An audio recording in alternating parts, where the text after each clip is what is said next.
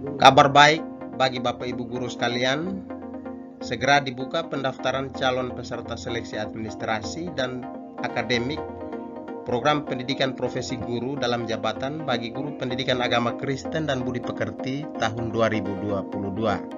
Seperti apa prosesnya? Simak video ini sampai selesai.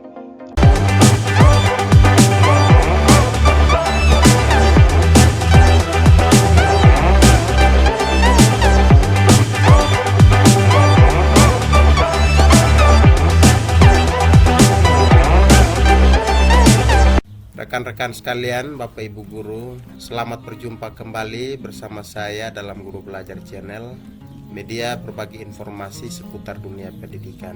Pada kesempatan kali ini, saya akan membagikan suatu kabar gembira, khususnya bagi Bapak Ibu guru pendidikan agama Kristen yang sementara ini menjalankan tugasnya di sekolah, baik sekolah negeri maupun sekolah swasta, baik yang berstatus ASN maupun non-ASN. Kabar gembiranya adalah pada tanggal 6 Oktober 2022 kemarin, pemerintah melalui Kementerian Agama Republik Indonesia, dalam hal ini Direktorat Jenderal Bimas Kristen, telah mengeluarkan suatu surat edaran yang mana berkaitan dengan hal pendaftaran calon peserta seleksi administrasi dan seleksi akademik PPG mata pelajaran PAK dan budi pekerti dalam jabatan pada Ditjen Bimas Kristen tahun 2022. Bapak Ibu sekalian, apa isi daripada surat edaran tersebut? Mari kita simak satu persatu. Kita langsung saja pada poin yang kedua ini, yaitu tentang persyaratan peserta administrasi dan tata cara pelaksanaan seleksi administrasi. Yang pertama tentang persyaratan peserta. 1. Guru mata pelajaran pendidikan agama Kristen dan budi pekerti di lingkungan Kementerian Agama atau kementerian atau lembaga lainnya yang belum memiliki sertifikat pendidik sebagai guru mata pelajaran PAK dan budi pekerti. Ya, sebagaimana yang saya sebutkan tadi, kesempatan ini terbuka untuk bagi Bapak Ibu guru yang sementara ini sudah menjalankan tugasnya sebagai guru, baik yang berstatus ASN maupun non-ASN. Kita lihat persyaratan-persyaratan lainnya pada poin-poin berikut. Yang kedua, berstatus sebagai guru PNS atau bukan PNS, atau P3K atau guru tetap di yayasan. Yang ketiga, memiliki kartu tanda penduduk. Yang keempat, terdaftar pada data pokok pendidikan atau Dapodik Kementerian Pendidikan, Kebudayaan, Riset dan Teknologi. Yang kelima, memiliki NUPTK. Yang keenam, telah diangkat menjadi guru sampai dengan tanggal 1 Januari 2019. Yang ketujuh, telah terdaftar dalam database Simpatika atau memiliki akun Simpatika. Yang kedelapan, memiliki kualifikasi pendidikan S1 atau D4 yang linier dengan mata pelajaran pendidikan agama Kristen dan budi pekerti. Yang kesembilan, aktif mengajar selama 2 tahun terakhir sampai dengan tanggal pendaftaran ditetapkan. Yang ke-10, memiliki surat keputusan kepala sekolah tentang pembagian tugas mengajar 2 tahun terakhir, yaitu tahun pelajaran 2020 21 dan 2021-2022. Yang ke-11, memperoleh izin dari kepala sekolah untuk mengikuti pendidikan profesi guru mata pelajaran PAK dan budi pekerti dalam jabatan. Yang ke-12, usia saat mendaftar paling tinggi 58 tahun pada tanggal 31 Desember 2022. Yang ke-13, memiliki surat keterangan sehat jasmani dan rohani dari dokter pemerintah, dan surat ini akan dilengkapi setelah lulus seleksi akademik dan atau diserahkan saat pemanggilan mengikuti PPG. Poin yang ke-14, memiliki surat keterangan dari dokter pemerintah bebas narkotika, psikotropika, dan zat adiktif lainnya. Ini juga dilengkapi setelah lulus seleksi akademik dan atau diserahkan saat pemanggilan PPG. Poin yang ke-15 tentang persyaratan peserta ini adalah memiliki surat keterangan catatan dari kepolisian berkait berkelakuan baik atau yang dikenal SKCK. Dan untuk poin ini juga dilengkapi setelah lulus seleksi akademik dan atau diserahkan pada saat pemanggilan PPG. Poin yang ke-16 adalah syarat ijazah, yaitu memiliki ijazah S1 atau D4 dari Prodi Pendidikan Agama Kristen atau Teologi yang linier dengan mata pelajaran PAK dengan ketentuan ijazah sebagai berikut. Yang pertama, ijazah ujian negara yang dikeluarkan atau ditandatangani oleh Dirjen Bimas Kristen. Ada contoh yang terlampir, dan perguruan tinggi yang terdaftar pada Pangkalan Data Perguruan Tinggi atau PDDikti. Yang berikut ijazah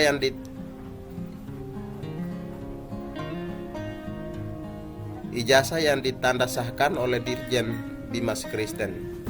Ada juga contoh yang terlampir dari perguruan tinggi yang terdaftar pada Pangkalan Data Perguruan Tinggi. Yang berikut lagi, ijazah lulusan perguruan tinggi keagamaan Kristen negeri dan perguruan tingginya terdaftar pada Pangkalan Data Perguruan Tinggi. Dan yang berikut, ijazah Prodi S1 PAK atau Prodi Teologi atau Kependetaan yang terakreditasi BAN PT dan perguruan tingginya terdaftar pada Pangkalan Data PDDikti.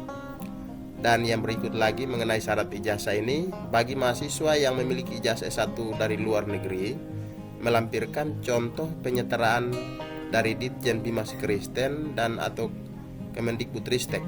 Ada juga contoh terlampir. Dan yang terakhir untuk ketentuan ijazah ini, ketentuan ijazah dari perguruan tinggi yang terdaftar pada Pangkalan Data Perguruan Tinggi atau PDDikti sebagaimana dimaksud pada nomor 16 butir A, B, C, dan D adalah ijazah yang dikeluarkan setelah tahun 2009. Untuk persyaratan peserta yang terakhir, yaitu poin yang ke-17 adalah memiliki asli akta mengajar atau akta 4 bagi lulusan S1 Prodi Teologi. Nah, ini akta 4 ini dikhususkan kepada para guru Bapak Ibu yang sedang menjalankan tugas tetapi bukan berasal dari Fakultas Keguruan. Bapak Ibu sekalian, selanjutnya kita akan melihat persyaratan administrasi. Apa saja persyaratan administrasi yang diperlukan dalam seleksi PPG dalam jabatan tahun ini? Semua dokumen persyaratan administrasi asli atau fotokopi yang dilegalisir oleh pejabat yang berwenang di-scan dalam bentuk PDF untuk di-upload atau diunggah melalui laman seperti yang terlihat di dalam video ini. Nah, apa saja dokumen-dokumen tersebut? Yang pertama, kartu tanda penduduk di-scan. Kedua, pas foto berwarna berlatar belakang merah ukuran 4x6 cm. Yang ketiga, kartu NUPTK.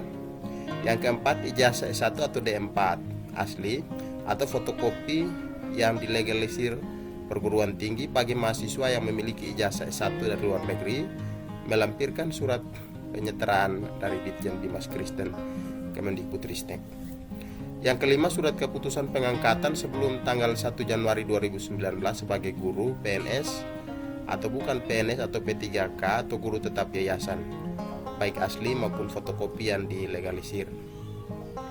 Yang keenam, surat keputusan pengangkatan pertama sebagai guru mata pelajaran PAK dan budi pekerti sebelum tanggal 1 Januari 2019 oleh Dinas Pendidikan dan atau Kementerian Agama atau yayasan, baik asli maupun fotokopi yang dilegalisir.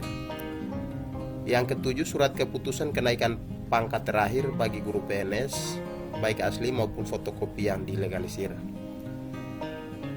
Yang kedelapan, surat keputusan pengangkatan 2 tahun terakhir, yaitu tahun 2020, 2021 dan 2021, 2022 bagi guru non PNS baik asli maupun fotokopi yang dilegalisir. Jadi untuk poin yang ke-8 ini hanya khusus berlaku bagi teman-teman guru non PNS. Poin yang ke-9 untuk administrasi peserta administrasi ini adalah jika memiliki dokumen sebagaimana dimaksud pada ya ini seharusnya angka 5, 6, 7 dan 8 adalah fotokopi, maka harus dilegalisir oleh di sini pihak-pihak yang berwenang untuk melakukan legalisir. Yang pertama, Dinas Pendidikan Provinsi atau Kabupaten Kota atau BKD untuk PNS.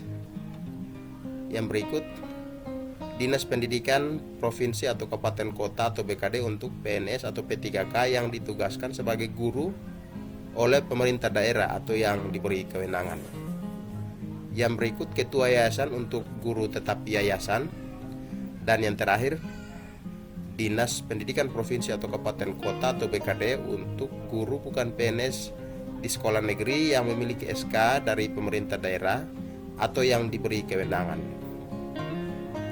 Selanjutnya pada poin yang ke-10 untuk pesertaan administrasi ini adalah surat keputusan kepala sekolah tentang pembagian tugas 2 tahun terakhir, yaitu tahun ajaran 2020-2021 dan 2021-2022, baik asli maupun fotokopi yang dilegalisir oleh kepala sekolah.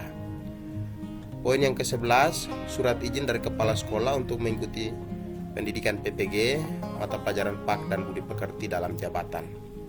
Dan yang terakhir untuk persyaratan administrasi ini adalah fakta integritas yang ditandatangani dan dibubuhi materai 10.000 dan formatnya terlampir. Nah, sekali lagi untuk persyaratan administrasi ini mulai dari nomor 1 yaitu kartu tanda penduduk sampai dengan nomor 12 ini semuanya di scan ya Bapak Ibu. Baik Bapak Ibu, rekan-rekan sekalian, kita masuk pada tata cara pendaftaran seleksi, tata cara pendaftaran dan seleksi administrasi. Yang pertama, calon peserta mendaftarkan diri secara online melalui proses login pada laman resmi Kemenak yang ada di sini. Atau juga bisa langsung masuk melalui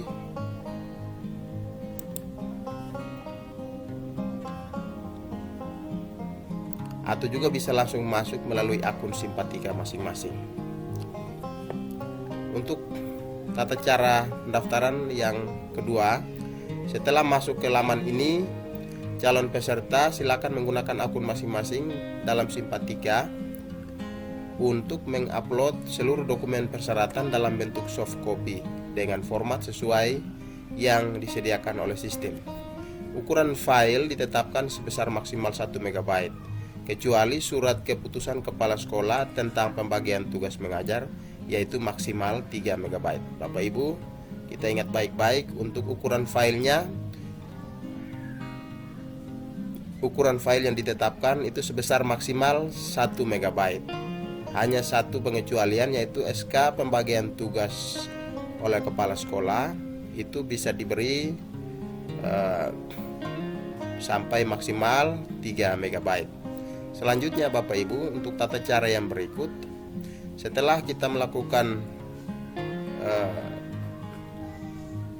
upload dokumen pada sistem yang telah disiapkan, maka Kepala Bimas Kristen atau Kabid Pendidikan Kristen atau Pembimas Kristen pada Kanwil Kementerian Agama Provinsi akan melakukan verifikasi dan validasi atas dokumen yang diunggah oleh peserta dan memberikan persetujuan jika telah memenuhi persyaratan, serta bertanggung jawab terhadap keabsahan dokumen yang diunggah oleh calon peserta seleksi. Selanjutnya, dari hasil verifikasi dan validasi tersebut dinyatakan dengan 3 kategori sebagai berikut. Kategori pertama disetujui apabila calon peserta memenuhi seluruh persyaratan yang sudah ditetapkan. Untuk kategori yang kedua ditolak secara permanen jika calon peserta tidak memenuhi syarat dan atau PPG, Mapel Pak dan budi pekerti dalam jabatan tidak linier dengan ijazah S1 atau D4 serta tidak dimungkinkan adanya perbaikan. Misalnya ada contoh guru dengan kualifikasi akademik musik gereja tidak linier dengan program studi PPG Mapelpak dan budi pekerti. Nah, guru dalam contoh seperti ini akan mendapatkan status penolakan secara permanen. Selanjutnya Bapak Ibu, kategori yang ketiga adalah ditolak dengan perbaikan. Nah, ini berlaku jika berkasnya tidak lengkap tetapi dimungkinkan untuk adanya perbaikan. Misalnya, ada surat keputusan pembagian tugas yang diserahkan bukan 2 tahun terakhir, maka guru harus memperbaikinya. Atau misalnya ada ijazah yang diunggah dalam bentuk fotokopi, ijazah yang belum dilegalisir oleh pejabat yang berwenang, maka yang bersangkutan akan mendapatkan penolakan tetapi masih diberi kesempatan untuk melakukan perbaikan. Selanjutnya Bapak Ibu, tata cara yang berikut setelah mendapatkan hasil verifikasi dengan 3 kategori itu, Dirjen Bimas Kristen memiliki hak untuk membatalkan atau menolak persetujuan atau penolakan Kabid Bimas Kristen atau Kabid Pendidikan Kristen atau Pembimas Kristen pada Kanwil Kementerian Agama Provinsi berdasarkan persyaratan. Jadi di sini Ditjen Bimas Kristen yang ada di Kementerian Pusat berhak untuk membatalkan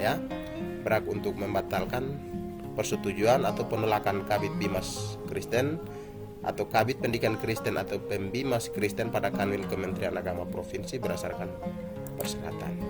Selanjutnya Bapak Ibu, untuk tata cara yang berikut yang ke-6, jika calon peserta mengalami kesulitan mengunggah dokumen persyaratan, dapat menghubungi admin Simpatika Bimas Kristen di kantor Kementerian Agama Kabupaten Kota atau kantor wilayah Kementerian Agama Provinsi. Selanjutnya Bapak Ibu, calon peserta yang lolos verifikasi dan validasi yang berstatus disetujui akan dinyatakan lolos seleksi administrasi. Ditjen Bimas Kristen akan mengumumkan kelulusan seleksi administrasi dan diinformasikan melalui aplikasi Simpatika Bimas Kristen. Dan ini Bapak Ibu sesuai dengan pengalaman tahun lalu, hasilnya dapat kita seleksi administrasi ini dapat langsung kita ketahui melalui akun Simpatika masing-masing. Selanjutnya Bapak Ibu, peserta yang dinyatakan lulus seleksi administrasi dan akademik akan ditetapkan menjadi calon peserta PPG mata pelajaran PAK dan budi pekerti dalam jabatan. Nah, demikian Bapak Ibu untuk tata cara pendaftaran dan seleksi administrasi. Berkaitan dengan jadwal, sebagaimana yang terlihat dalam edaran ini, untuk pengumuman pendaftaran dan seleksi administrasi untuk pengumuman pendaftaran seleksi administrasi akan dilakukan pada tanggal 12 Oktober 2022. Jadi kemarin itu ada teman yang bertanya, ini akun Simpatika saya kok setelah dibuka tapi kok pendaftaran belum dibuka ya. Ini jawabannya teman-teman, pendaftaran baru dibuka dan informasi itu baru bisa kita lihat melalui akun masing-masing pada tanggal 12 Oktober 2022. Selanjutnya teman-teman, untuk tahap pendaftaran dan upload berkas persyaratan seleksi administrasi akan dilakukan pada hari Sabtu sampai dengan Rabu tanggal 15 sampai 19 Oktober 2022. Jadi ada waktu kurang lebih 4 hari. Dan yang ketiga, verbal berkas persyaratan oleh admin Kanwil dan perbaikan berkas persyaratan oleh peserta itu dilakukan kurang lebih 10 hari dari tanggal 15 Oktober sampai 25 Oktober 2022. Selanjutnya Bapak Ibu, untuk pengumuman hasil seleksi administrasi melalui aplikasi Simpatika Bimas Kristen atau dapat kita lihat pada akun masing-masing itu pada tanggal 7 November 2022. Dan yang terakhir, pelaksanaan seleksi akademik akan dilakukan berbasis domisili, yaitu pada hari Selasa dan Rabu 22 dan 23 November 2022. Baik Bapak Ibu guru sekalian, itulah info atau kabar terbaru yang dapat saya bagikan untuk kita Bapak Ibu guru, terutama Bapak Ibu guru pendidikan agama Kristen yang sementara ini telah menjalankan tugas sebagai guru, baik yang berstatus ASN maupun non-ASN, baik yang bekerja di satuan pendidikan swasta atau negeri tetapi belum memiliki sertifikat pendidik atau belum mengikuti program pendidikan profesi guru. Maka mari kita bersama-sama untuk menyimak informasi ini dan mempersiapkan segala dokumen yang telah disampaikan lewat surat edaran ini untuk kita semua dapat mengambil bagian di dalam proses seleksi ini. Baik, itu saja yang dapat saya sampaikan. Mohon tetap untuk kita saling berbagi informasi, dan jangan lupa kita selalu pantau akun Simpatika masing-masing, karena melalui akun Simpatika masing-masing kita akan memperoleh informasi-informasi yang lebih jelas, lebih lengkap terkait dengan pelaksanaan PPG dalam jabatan di tahun ini. Terima kasih teman-teman, sampai jumpa lagi. Tuhan memberkati kita.